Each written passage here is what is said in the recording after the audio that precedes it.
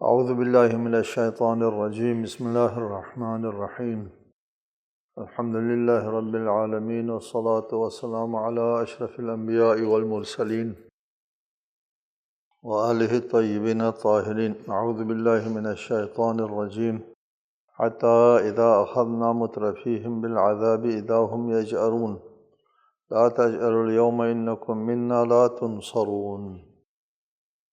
حتیٰ جب ہم ان کے عیش پرستوں کو عذاب کے ذریعے گرفت میں لے لیں گے تو اس وقت چلا اٹھیں گے، آج مت چلاؤ، تمہیں ہم سے یقیناً کوئی مدد نہیں ملے گی۔ جو لوگ انبیاء علیہم السلام کی تکذیب کرتے تھے، پہلے بھی بتایا، ان تکذیبی عناصر میں سرمایہ دار لوگ جو ہے وہ پیش ہوتے تھے، مترفین، عیش و نوش والے۔ ان کو جب عذاب میں مبتلا کیا جاتا ہے تو وہ اس وقت ظاہر ہے چلا اٹھیں گے۔ ان کے لیے کہا جائے گا لا تجأروا اليوم، آج چلاؤ نہیں، انکم منا لا تنصرون، کسی کے چلانے سے، فریاد کرنے سے کوئی مدد کے لیے نہیں آئے گا، ہماری طرف سے کوئی مدد میں نہیں ملے گی۔ وہاں جب اللہ کی طرف سے مدد نہیں ملے گی تو کہیں اور سے مدد ملنا نہیں۔ قد كانت آیاتی تتلی علیکم فکنتم علی اعقابکم تنکصون۔ مدد کیوں نہیں ملے گی؟ دنیا میں ہماری آیتیں تم پر تلاوت کی جاتی تھی تو اس وقت تم الٹے پاؤں پھر جاتے تھے، تمہاری تنبیہ ہوتی تھی، تم کو دعوت دی جاتی تھی، ہدایت کی طرف بلایا جاتا تھا، لیکن تم الٹے پاؤں پھر جاتے تھے۔ مستکبرین بہ سامرا تہجرون، وہ تکبر کرتے ہوئے، سامرن، اور رات کو خوش گپیاں کرتے ہوئے بیہودہ گوئی کرتے تھے۔ سمرہ کہتے ہیں، ما سمر سمیر، رات کو خوش گپی کرنا۔ دیہاتوں میں رائج ہے جو رات کو بیٹھتے ہیں اور کہانیاں اور داستانیں سنایا کرتے تھے، تو ان خوش گپیوں میں آیات الہی اور انبیاء کا بھی ذکر آتا تھا، اور اس میں ان انبیاء کے استہزاء اور انبیاء کا تمسخر اڑانا، اور خوش گپیوں میں انبیاء کے خلاف تمہاری باتیں ہوا کرتی تھی۔ سامرن، رات کی خوش گپیوں میں، تہجرون، بیہودہ گوئی کرتے تھے۔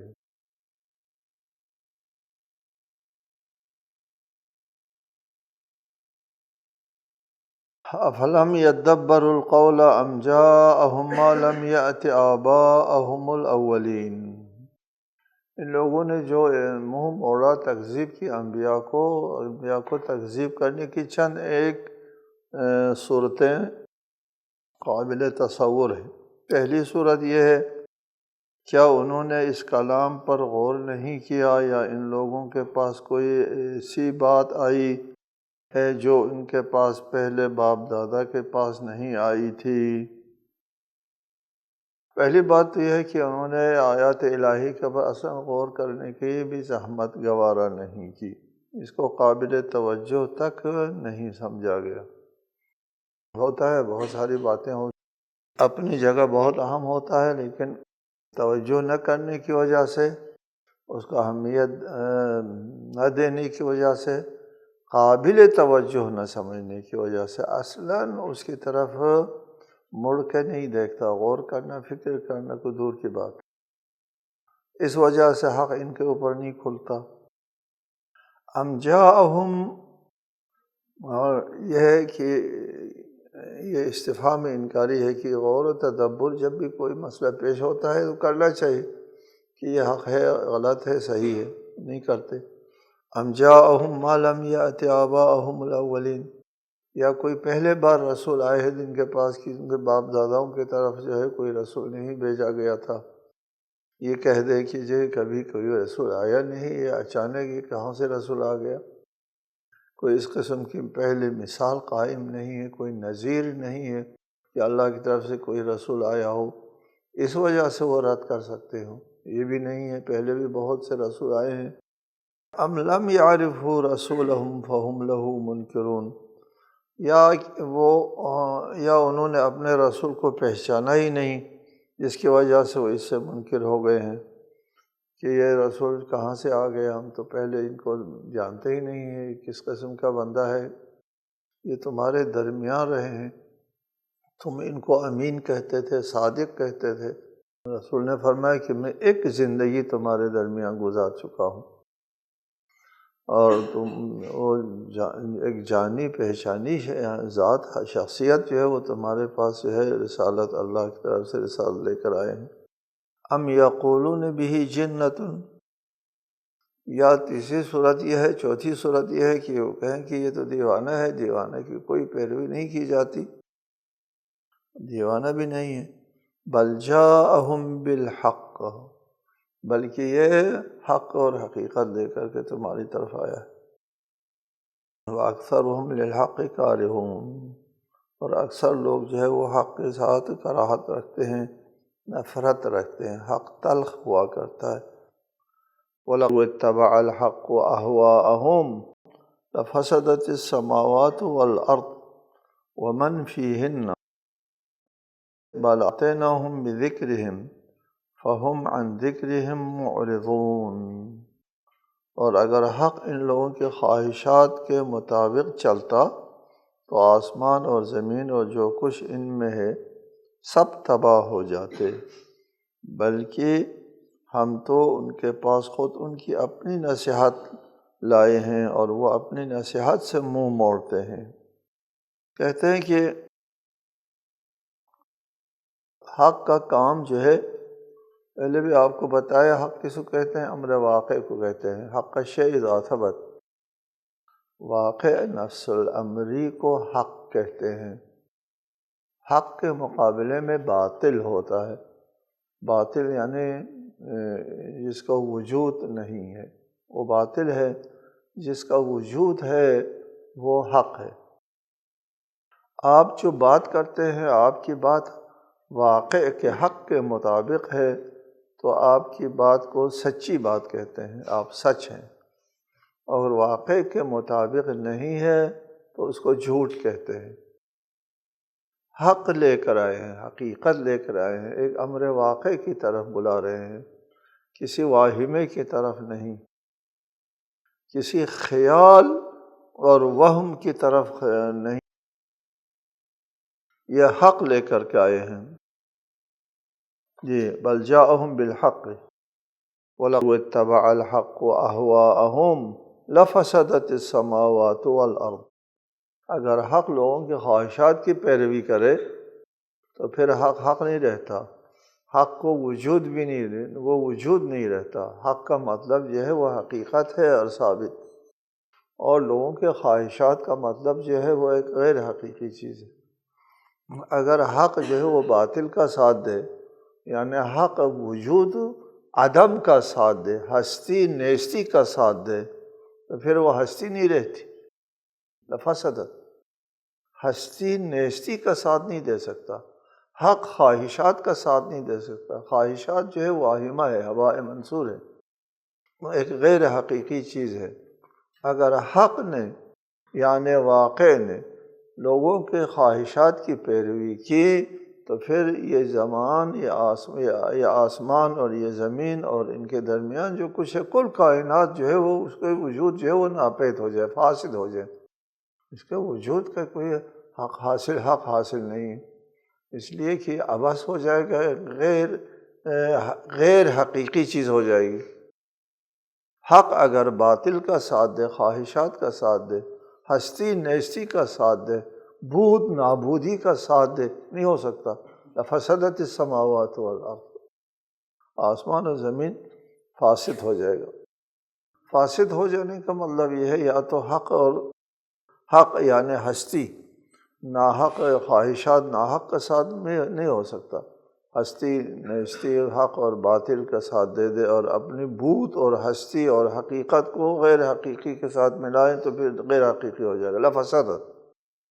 دوسری بات یہ ہے کہ کائنات کا وجود جو ہے اس کا جواز کیا ہے، اس کائنات کا وجود کا جواز کیا ہے؟ وہ حق کی طرف، کائنات کا وجود حق ہے اور حق کی طرف بلانا ہوتا ہے اور حقیقت پر مبنی ہے تو کائنات کے وجود کو جواز ملتا ہے۔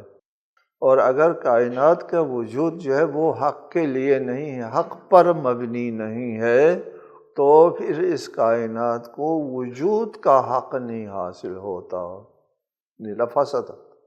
یہ وجود اپنا وجود برقرار نہیں رکھ سکتا اگر وہ حق اور حقیقت پر قائم نہ ہو کائنات۔ لفسدت السماوات والارض ومن فیہن بل اتیناہم بذکرہم فہم عن ذکرہم معرضون، بلکہ ہم حق لے کر آئے ہیں اور اس حق میں ان لوگوں کے لیے نصیحت ہے حق کی طرف جانے کے لیے، بذکرہم، ان کی نصیحت۔ اور یہ نصیحت کا کام کیا ہوتا ہے کہ حق کا ساتھ دے دو۔ کائنات مبنی بر حق ہے، خواہشات کی پیروی نہیں کر سکتا حق، لہٰذا کیا کام ہے؟ ان لوگوں کو نصیحت کرنا ہے اور سفارش کرنا ہے، دعوت دینا ہے حق کی طرف، بذکرہم فہم عن ذکرہم معرضون۔ اس نصیحت سے یہ لوگ منہ موڑتے ہیں، یہ حق کی طرف بلایا جاتا ہے، نصیحت حق کی جاتی ہے، یہ لوگ اس سے منہ موڑتے ہیں۔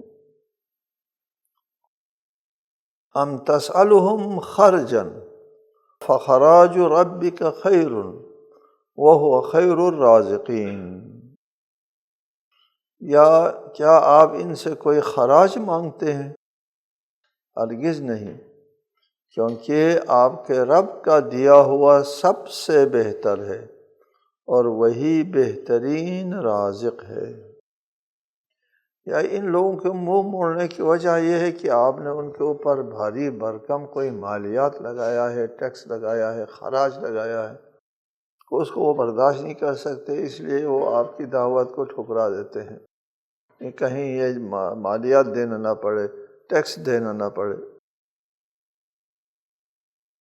فرماتا ہے ام تسألہم خرجا، کیا آپ ان سے کوئی خراج مانگتے ہیں؟ ہرگز نہیں، کوئی خراج براج بھی نہیں مانگتے، ان سے اجرت بھی نہیں مانگی، مالی اور مادی اجرت نہیں مانگی کہ یہ لوگ جو ہے وہ اس کو ادا نہ کر سکے، ان کے اوپر بوجھ ہو۔ یہ اجرت مانگی ہے تو وہ مالی اور مادی اجرت نہیں ہے، وہ اجرت ہے جو ان کا کوئی خرچ نہیں ہوتا، قلبی اور روحانی قسم کی اجرت مانگی گئی ہے۔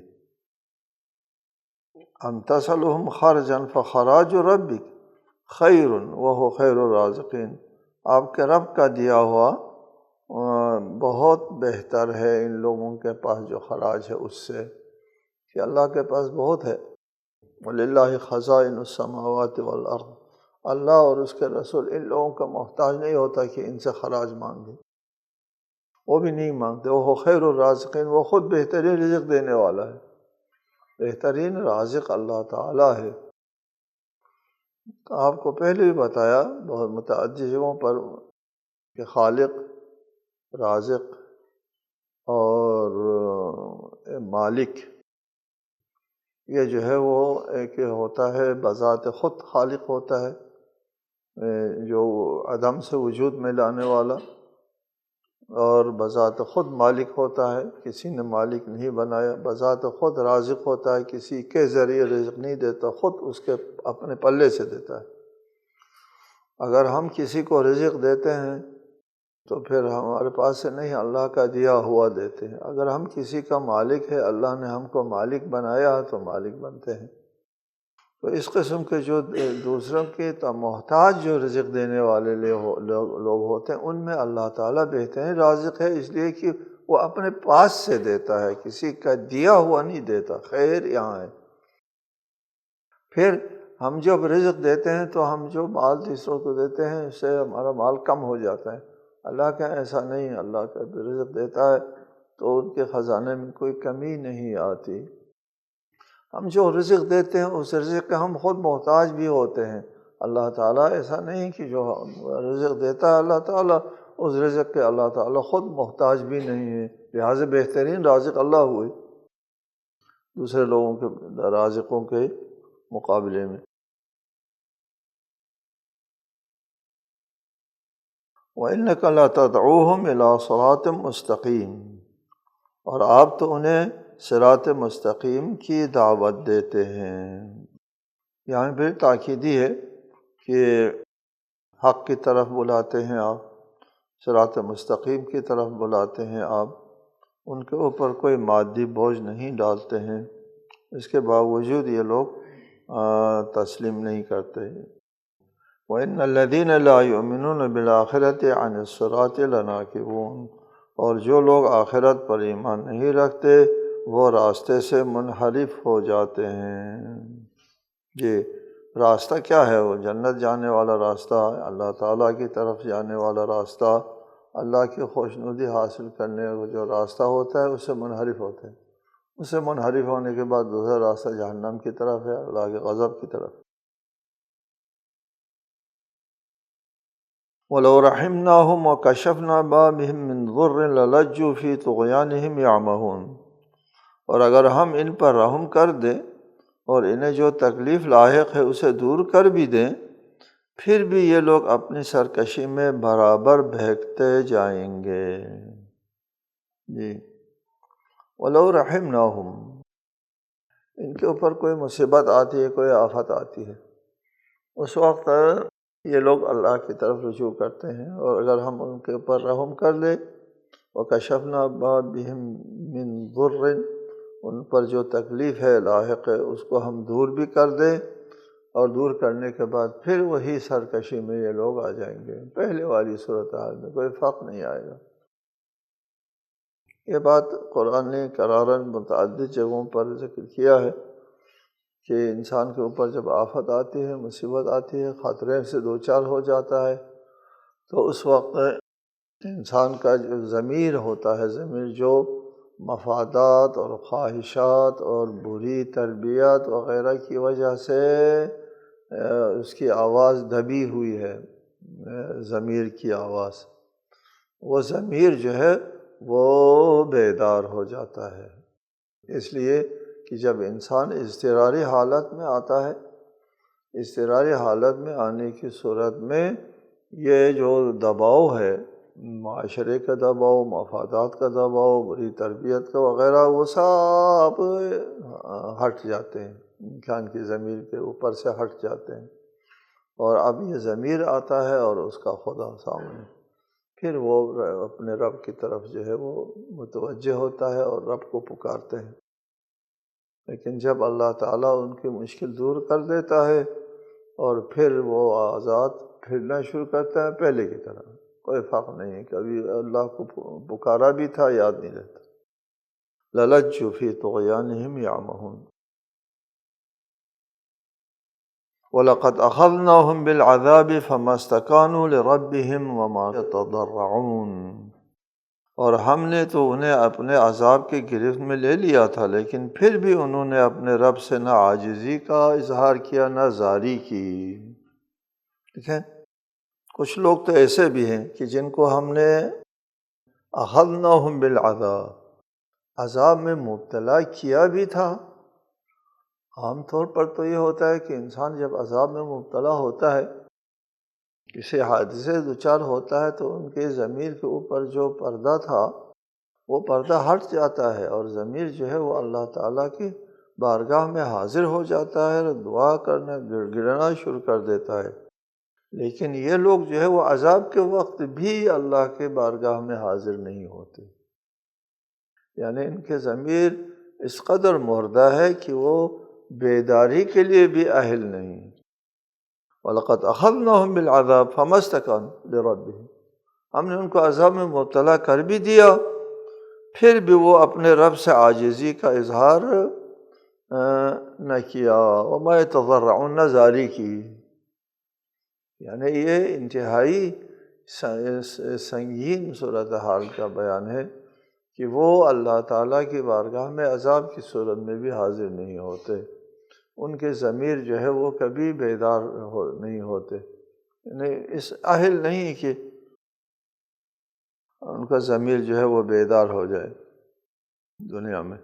حتی اذا فتحنا علیہم بابا ذا عذاب شدید اذا ہم فیہ مبلسون، یہاں تک کہ جب ہم ان پر شدید عذاب کا ایک دروازہ کھول دیا تو پھر ان کی امیدیں ٹوٹ گئیں۔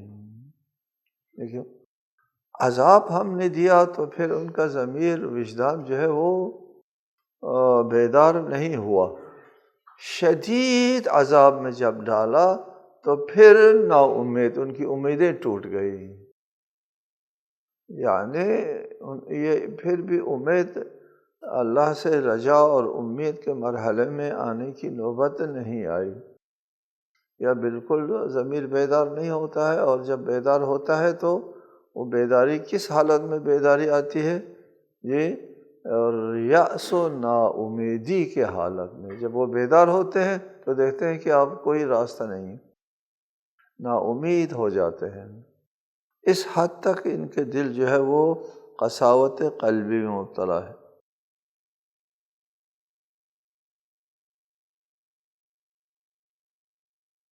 وَهُوَ الَّذِي أَنشَأَ لَكُمُ السَّمْعَ وَالْأَبْصَارَ وَالْأَفْئِدَةَ قَلِيلًا مَا تَشْكُرُونَ، اور اللہ وہی ہے جس نے تمہارے لیے کان اور آنکھیں اور دل بنائے، لیکن تم پھر بھی کم شکر گزار ہو۔